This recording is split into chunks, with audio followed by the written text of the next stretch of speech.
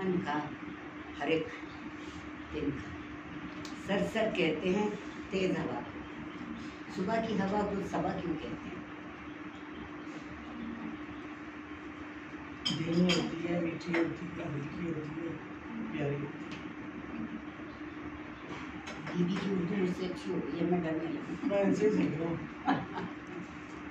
صبا جو ہے ہر چیز کے لیے جاگنا بذات خود ایک زندگی ہے، کلی کا چٹکنا ایک زندگی ہے، چڑیوں کا چہچہانا ایک زندگی ہے، وہ لے کے آتی ہے۔ اور یہ جو گرم تیز ہوا یوں چلتی ہے، بس ہر نشیمن کا ہر تنکا اڑا کے، نشیمن بھی استارے کے طور پہ استعمال کرتے ہیں۔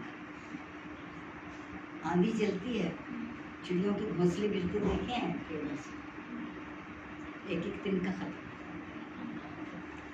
پاکستانیوں پہ کیا گزر رہی ہے؟ باد صبا کبھی نہیں آئی، باد سرسر آتی ہے، اور وہ صبر کرنا بھی تنکا تنکا جوڑنا ہے۔ آپ لوگوں نے وہ زندگی دیکھی نہیں ہے جو ہم دونوں نے اپنی زندگی بنائی ہے۔ ہم یہ قید کے لوگ ان کی باتیں مجھ سنی، اس میں وجہ یہ کہ ہم نے کبھی، میرا نہیں خیال کہ کسی سے مقابلہ کیا، اصل مقابلہ آپ کا اپنے آپ سے، آپ پہلے سے کتنے بہتر ہوئے یا کتنے برتر ہوئے، بدتر بھی ہوئے تو اس کو بھی سمجھ۔ آج کا بچہ کیا چاہتا ہے؟ آخری ڈگری لے کے نکلے تو 5 لاکھ تنخواہ تو نہیں چاہیے۔ میں نے 350 سے، اور انہوں نے شاید 450 سے شروع کی، 420 پکی نوکری، اور مطمئن تھے، بادشاہ وقت تھے۔ میں یہ خیال تھا کہ ہم کسی سے کم کریں، نہ معاشرہ آپ سے کہتا تھا کہ آپ کم کریں۔ میں یہ اعتراف کرتی ہوں کہ میں اپنے آپ کو وہ واحد شخص سمجھتی ہوں جو محبت میں اور لاڈ میں خوب بگاڑا گیا ہے۔ میرا کمال یہ ہے کہ میں نے خود کو بہت بگڑنے سے بچا لیا۔ اب سمجھے آپ کی، تو پھر بعد جب ایسے حالات ہوں جو بہتری کے حالات نہ ہوں، پنپنے نہ لیں، چین سے نہ رہنے دیں، تو وہ گرم آندھی، اور پھر جو کچھ آپ نے بنایا ہے، تنکا تنکا جو ہوتی ہے چڑیا، آپ کبھی گھونسلہ بنا کے دیکھا ہے کسی چڑیا؟ ایک چیز ہے، دیکھتی ایک تنکا لے کے آتی ہے، پہلے اس کی بنیاد بناتی ہے، اور پھر اس بنیاد کے گرد گھومتے ہیں تنکے، پھر ان تنکوں میں تنکے بنے جاتے ہیں۔ میری سمجھ میں نہیں آتا کہ اس کو آرکیٹیکچر آیا کہاں سے۔ بالکل اسی طرح فرش بنا، دیوار کھڑی ہوئی، اونچی ہوئی نیچی ہوئی اس کی طرح، اور پھر اس کی بناتی، اور وہ کیوں بناتی ہے وہ گھر؟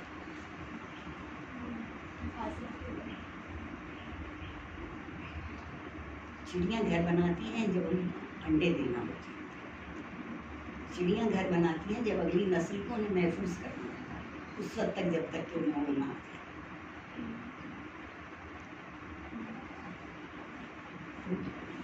گھر جو ہے کس چیز کا استعمال ہے؟ اینڈ میں گھر عیش کرنے، عیاشی کرنے کا۔ کیوں گھر بنا ہے؟ وہ اگلی نسل کو جینا سکھایا ہے۔ جس دن اس کے بچے پہلے دن اپنا کھانا تلاش کر لیتے ہیں، پھر وہ جاتے ہیں، پھر وہ گھر بناتے ہیں، پھر وہ کرتے ہیں۔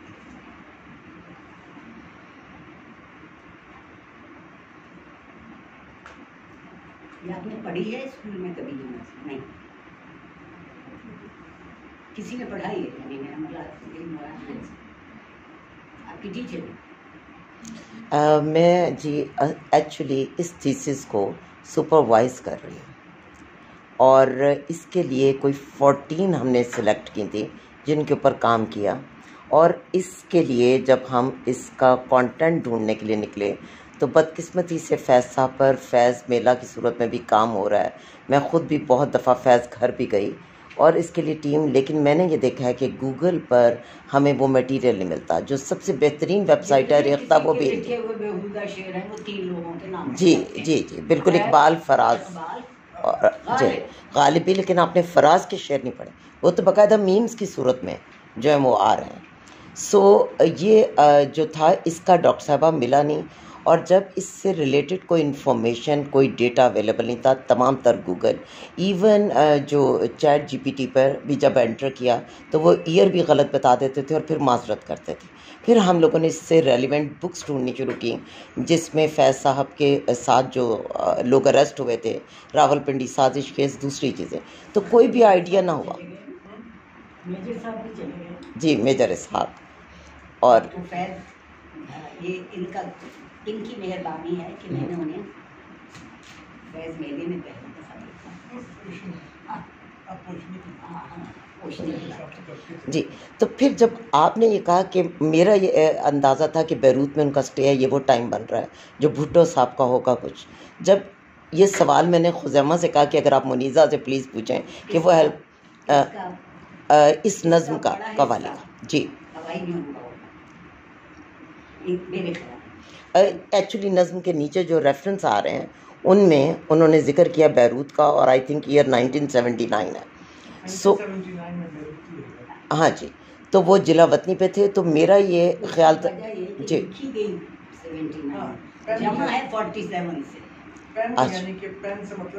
جی جی، اور وہ احساس اور وہ خیال وہاں سے شروع ہوا. جی پلیز. ہوئی پھر صبح ماتم، آنسوں سے بھرے دریا. صبح کو ماتم کرنے کے لیے آنا چاہیے.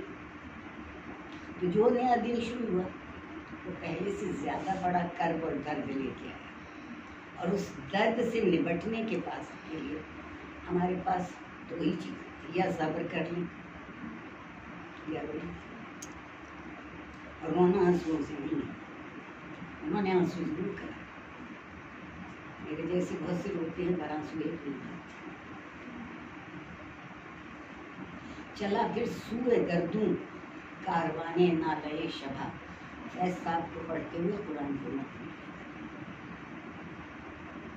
راتوں کا جو نالا ہے جی کس کے آگے کرتے ہیں؟ خدا کے سامنے تہجد.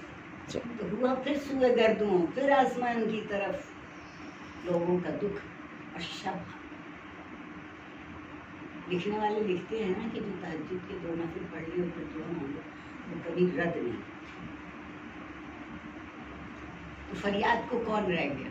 مخلوق اور خالق.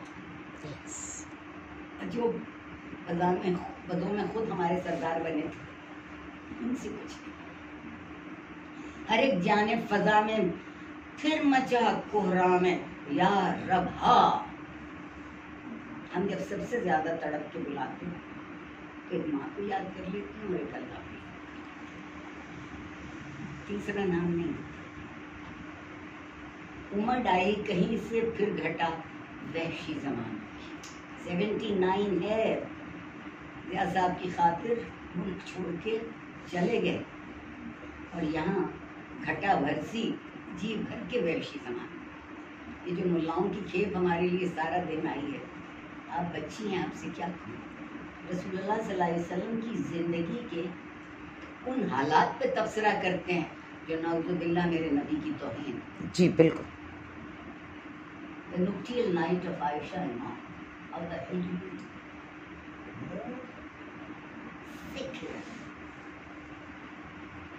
ہر ایک جانب فضا میں پھر لوگوں نے کچھ نہ کیا نا، اپنے سب سے بڑے مالک کے لیے آواز دینی شروع کی.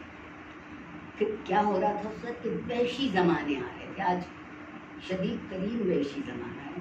ہم وہ فصل آج کاٹ رہے ہیں میرے بچے جو ضیاء صاحب بو کے گئے تھے.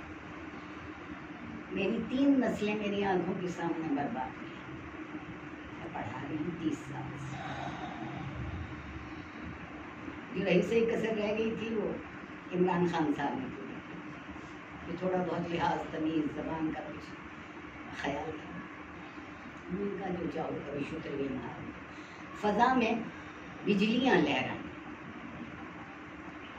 بادل ٹکراتے ہیں جب بہت بوجھل ہوتے ہیں. بجلی لہرائے ذرا سی. پھر سے تازیانوں کی، تازیانہ یہاں سزا کو کہتے ہیں ورنہ کوڑے کو کہتے ہیں. فضا میں بجلیاں لہرائیں پھر سے تازیانوں کی، فضا میں لہرائیں. کیا کیا نہ سزا ملی. مظہر چنگی کے چوک پہ پھانسی دی، ٹیلی وائز کی. راولپنڈی کے پیریڈ گراؤنڈ میں اور لیاقت باغ میں لوگوں کو کوڑے مارے جا رہے ہیں. لائف دکھایا. سب نے کیا کیا ہمارے ساتھ؟ ہمیں بے حس کر دیا. درد سے بھی، درد کے اظہار سے بھی، اور درد کا مرہم ڈھونڈنے سے بھی. ارے ہم جتنے چاہیں. قلم کیا اچھا مصرع ہے. آپ کو میں نے بہت یاد کیا ہے اور آپ کو بہت دعا دی ہے کہ آپ نے کیسے اچھے مصرعے کو پھر سے میرے ذہن میں طاقت. قلم ہونے لگی گردن، قلم کے پاسبان. قابل لوگ جو قلم کے پاسبان تھے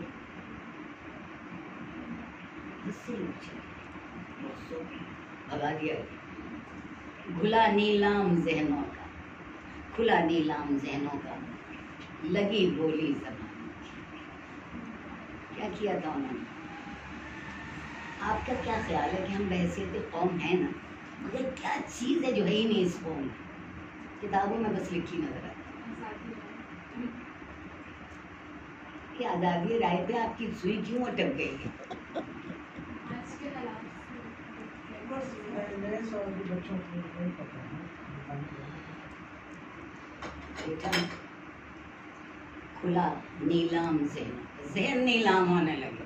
آدمی کا شعور، آدمی کا احساس، آدمی کے اندر عزت ذات کا احساس. جو کوئی شخص جب کرپٹ ہوتا ہے تو سب سے پہلے جو چیز مٹتی ہے یا مٹائی جاتی ہے وہ اپنی ذات کی عزت. لگی بولی زبانوں کی، ذہن نیلام ہوئے. جو سوچ سکتے ہیں، سمجھ سکتے ہیں. تفریق کیا زبانوں کی بنیاد پہ. اشارہ کس پر؟ کہاں کہاں زبانوں کی بولی لگی. اچھا ڈاکٹر صاحبہ، یہاں پر میرا خیال ہے کہ مجھے بھی آپ سے گائیڈنس کی ضرورت پڑی.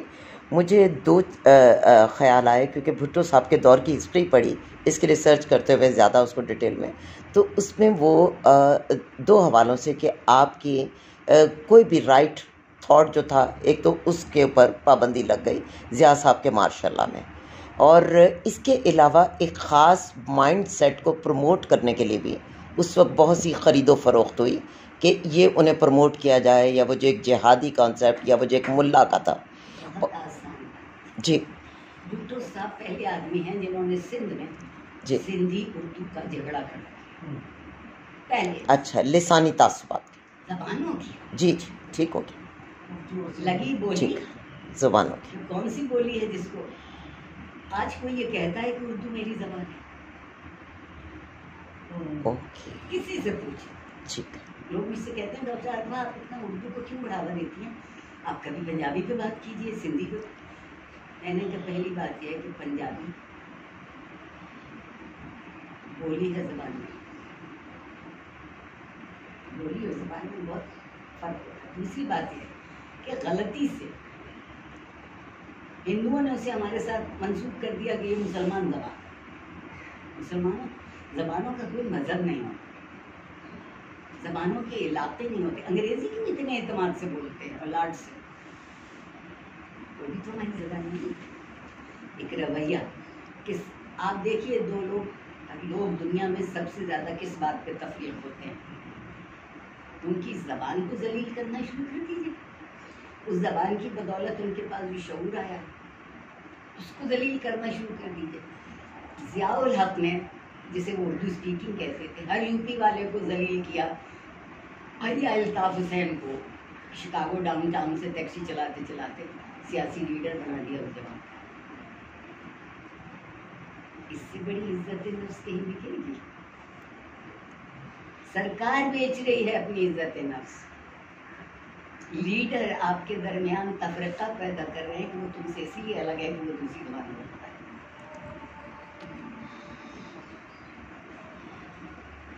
لہو دینے لگا ہر ایک دہن میں، بخیہ ہائے اللہ، یہاں آپ کا اظہار رائے کی بات ہے کہ ان ہونٹوں کو بخیہ کرنا اور وہ بند رہے سلے ہوئے، کیا کہنے لگے؟ لہو دینے لگے، بول نہیں سکتے تھے تو کیا ہو، خیال بھی تھا، احساس بھی تھا۔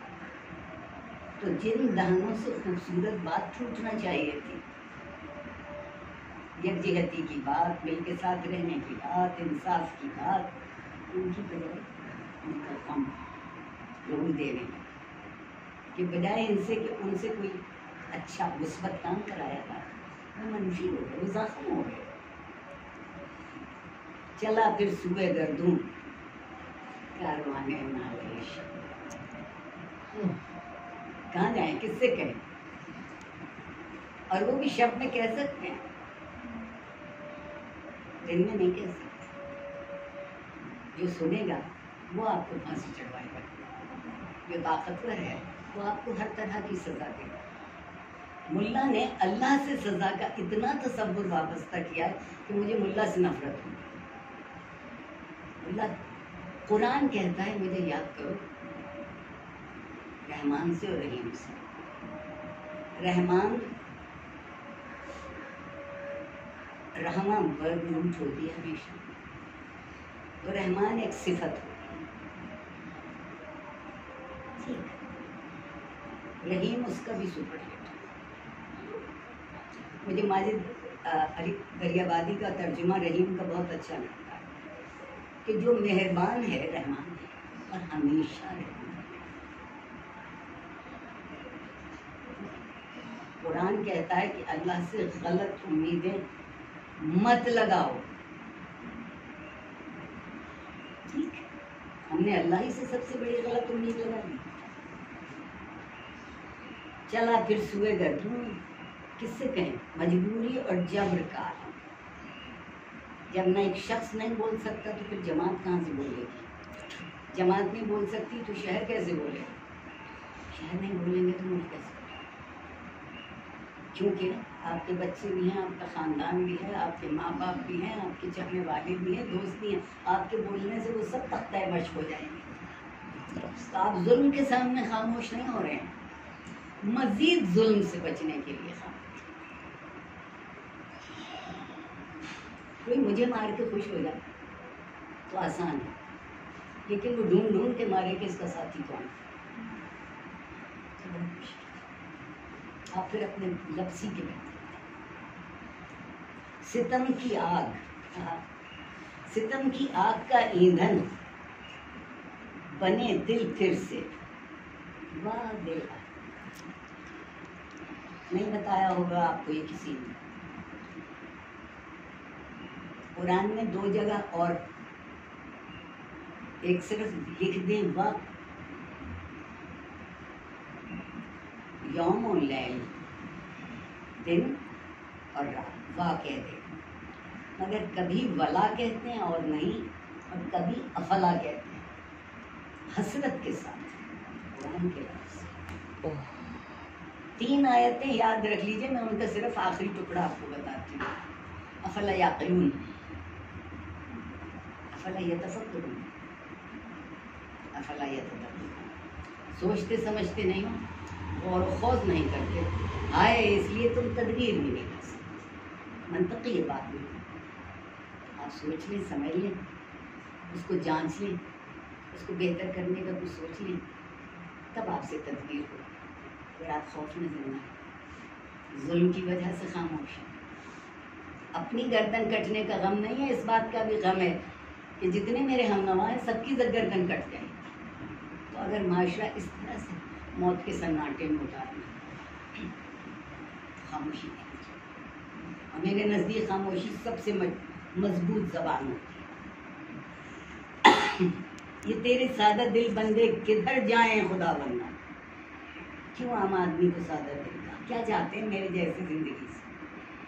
ایک عزت کی زندگی جس میں دسترخوان کا ذکر نہیں، جس میں کپڑوں کی دکانوں کا ذکر نہیں، جس میں ذکر یہ ہے کہ جو کچھ بھی مجھے آتا ہے وہ مجھے کرنے کا صحیح طور پہ موقع ملے، اگر میں صحیح کروں تو اس کی عزت کر لی جائے. غلط کروں تو مجھے صحیح مشورہ دے دیا. یہ نہیں کہا کہ ہم سے غلطی نہیں ہوتی. بنا پھرتا ہے ہر ایک مدعی پیغامبر کے. ہر شخص کیا سمجھتا ہے نعوذ باللہ. یہ ہر شخص ہم سے وہ سوال پوچھتا ہے. یہ میری بہت گھسی پیٹی بات ہو گئی کہ خدا ہم سے پوچھے کہ تمہیں کیا ہے میں نماز کیسے پڑھوں. جس کی نماز پڑھ رہی وہ پوچھ لے گا مجھ سے. تم مجھ سے یہ پوچھو کہ عارفہ تم بہت دنوں سے بیمار ہو, ڈرائیور ہے کہ نہیں ہے, ڈاکٹر کے پاس لے چلیں. کوئی نہیں پوچھے. ہمیں یہ خبر نہیں کہ برابر میں کون رہتا ہے. ہم جس معاشرے میں سب دیں ہر ایک بت کو صنم خانے میں دعویٰ ہے خدائی. پہلی مصرے کی تشریح. خود پیغامبر سمجھتے ہیں اللہ کی, اور جو بت ہے شخصیت پرستی اپنے آپ سے بہتر کسی کو نہیں جانتا. انہیں خدائی کا دعویٰ. خدا محفوظ رکھے از خدا بندان مذہب.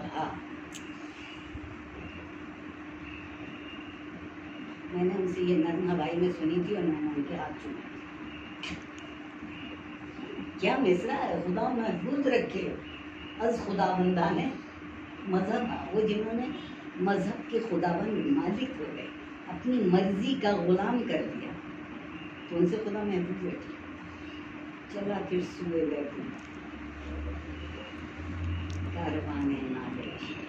کوئی آپ کی داد رسی کرنے والا نہیں, کوئی آپ کی مدد کرنے والا نہیں. آخر میں آپ جا کے اسی کیا ضرورت ہے.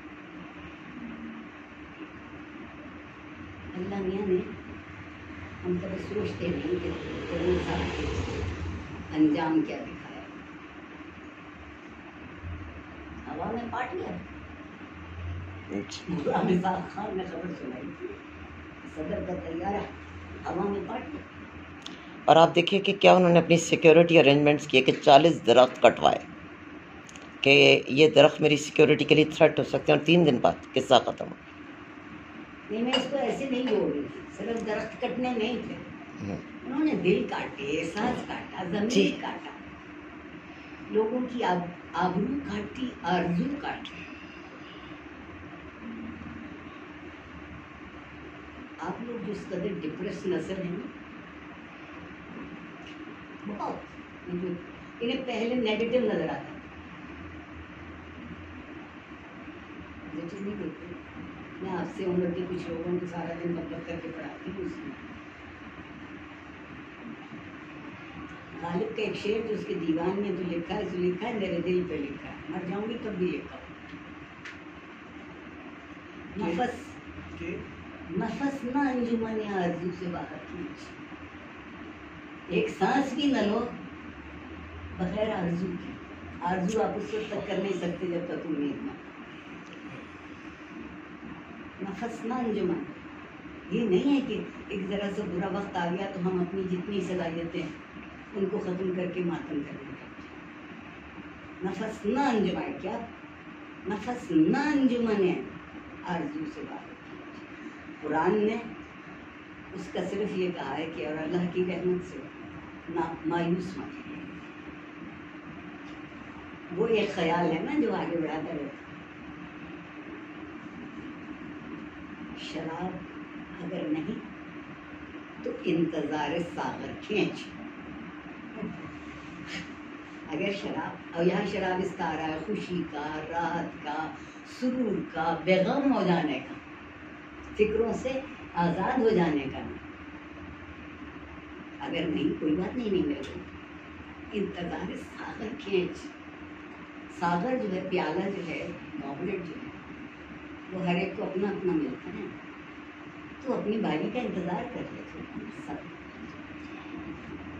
مایوس ہونے کی کہیں. اور قوالی اس لیے ایک شخص کی آواز نہیں,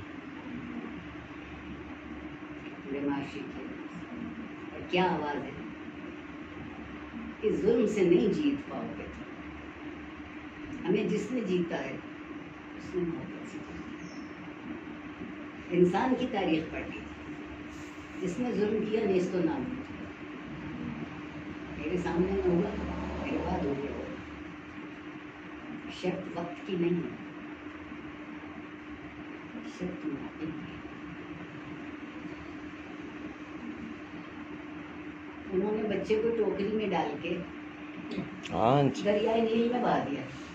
کون پال رہا ہے؟ فرعون کی بیوی. واہ اللہ نے، اس سے بڑا پیراڈاکس کوئی ہو سکتا ہے کہ جس کی جان کے لالے ہو، جس کی خاطر انہوں نے کہا کہ زندہ تو رہے گا کہیں نہ کہیں کوئی نہ کوئی اٹھا لے گا. اٹھائے گا کون؟ فرعون کی بیگم. یہ اس لیے پروردگار مسبب الاسباب. اور ایک بات اور اس میں آپ کی نسل سمجھتی ہے کہ زندگی موقعوں سے بڑھتی ہے. ہمیں موقع ملتا تھا، موقع کہاں سے آتے ہیں؟ بارش تو نہیں ہوتی. ان کا امکان ہوتا ہے ایک معاشرے میں. اگر ایک معاشرہ انصاف کو مانتا ہے تو نالائق کو نوکری نہیں ملے گی، لائق کو ملے گی. ہمارے یہاں کیا ہوتا ہے؟ اگر نالائق کو ملتی ہے، نالائق ہوتا پھرتا ہے، نہیں ہے لائق کو ملتی. کیونکہ پاکستان میں اہم یہ نہیں ہے کہ آپ کیا جانتے ہیں، اہم یہ ہے کہ آپ کس کو جانتے ہیں. شخصیت